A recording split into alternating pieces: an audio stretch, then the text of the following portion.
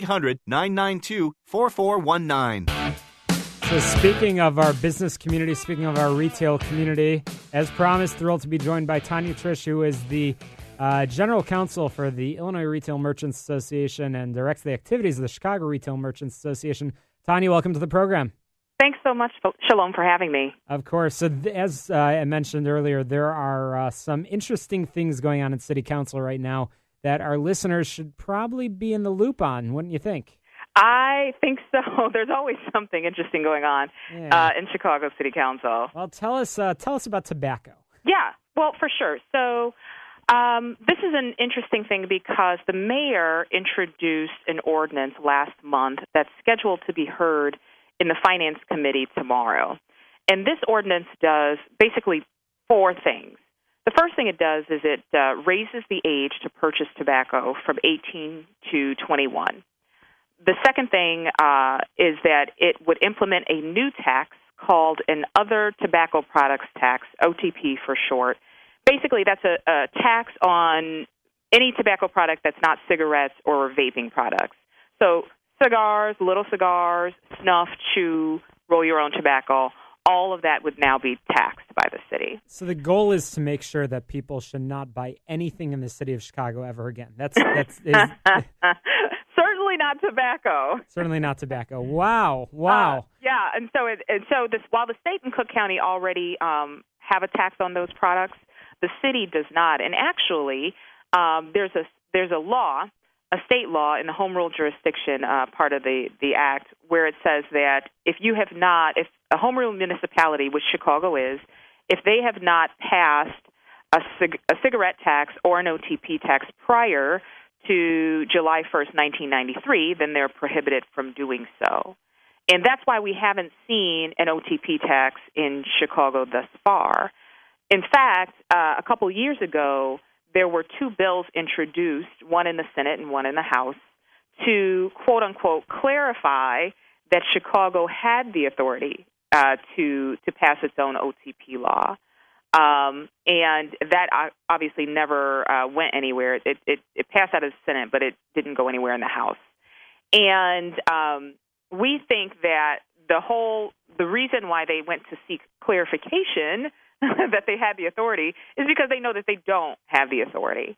And so now I suppose that the mayor's office has taken a different reading of what their rights are under the law and now have this proposal to establish this tax, even though they sought the authority a couple years ago in Springfield. So to provide some perspective on this, let's take it issue by issue. So there's the first part that you mentioned, Tanya, is the increase of the age for tobacco purchase from 18 to 21. Right. That's a step that surrounding communities have already taken. I know Evanston took that step not all that long ago.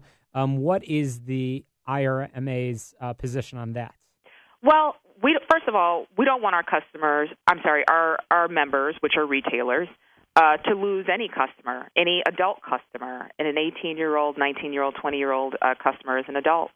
And so we're concerned, and we don't want the city to lose the revenue from those taxes, because when the city loses revenue from taxes, it then starts to tax other things or raise. And that's precisely the point I was making earlier in shopping.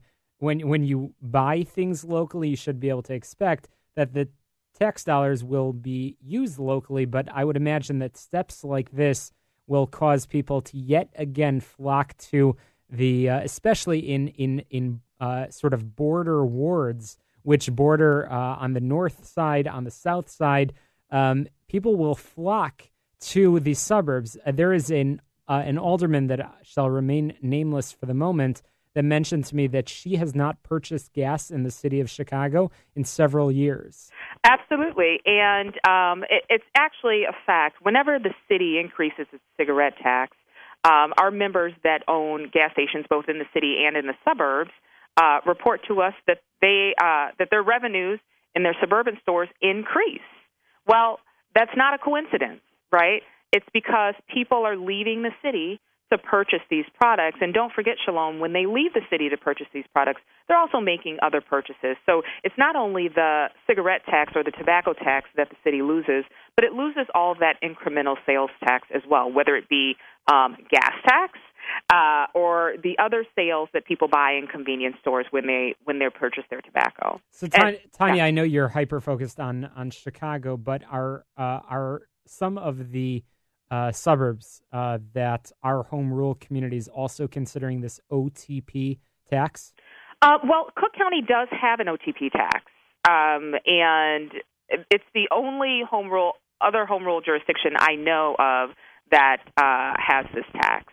Again, the state law does not allow home rule municipalities to have the tax, but it does allow home rule counties, other home rule jurisdictions to have the tax. That's why Cook County's is in effect. Got it. Well, it's interesting. So what are the steps that City Council will be taking? You mentioned it's going before committee. And what should our listeners do, especially those that live in the city of Chicago, if you're ever so slightly concerned about issues like this? Well, I think there's a larger issue here. Number one, for those of your listeners that don't smoke, they shouldn't tune out, because there's a third prong to this ordinance that I think everyone, whether you smoke or not, should be aware of. And that's the fact that the city is proposing to set minimum floor prices for tobacco products. And that basically means that the city will determine what a retailer can charge for tobacco products. And it's saying that it needs this authority because tobacco products are unhealthy and that it wants to keep children away from them. Well, if you use that logic, there are a lot of things that we sell in our stores that people can determine are unhealthy. Will the city then set the price floors for those products as well? And so whether you smoke or not, you should be concerned whenever the city thinks it has the business acumen to walk up and down the aisles of our stores and determine what prices ought to be for products. Retailers should be able to make that decision, whether it's a big retailer, a small retailer. That is what, it's great to have that competition.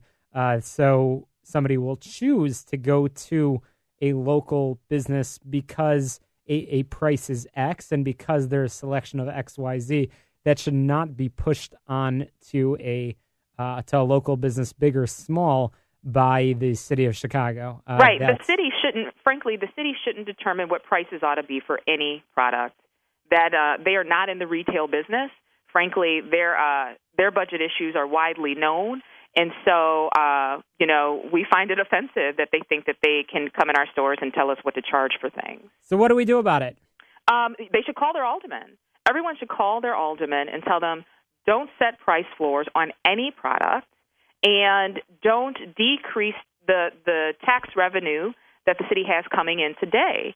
Otherwise, they'll look for other ways to raise those taxes, mainly property taxes and other kinds of taxes that non-smokers don't like. And I just want to be crystal clear about this. As I mentioned before, Tanya, you mentioned that whenever there's an increase in a tax, you see that revenue in the city businesses, you mentioned gas stations, goes down, and the suburban businesses right nearby goes up. That will happen. We will see businesses that will struggle in communities like a West Rogers Park, which borders a village of Lincolnwood, a village of Skokie, and it's the benefit of those surrounding neighborhoods and those businesses when the businesses are not being mandated to with an X minimum price. Right, so, absolutely. I think that the tobacco policies, the tobacco taxes that this city has increased and put on retailers have basically served as an economic boon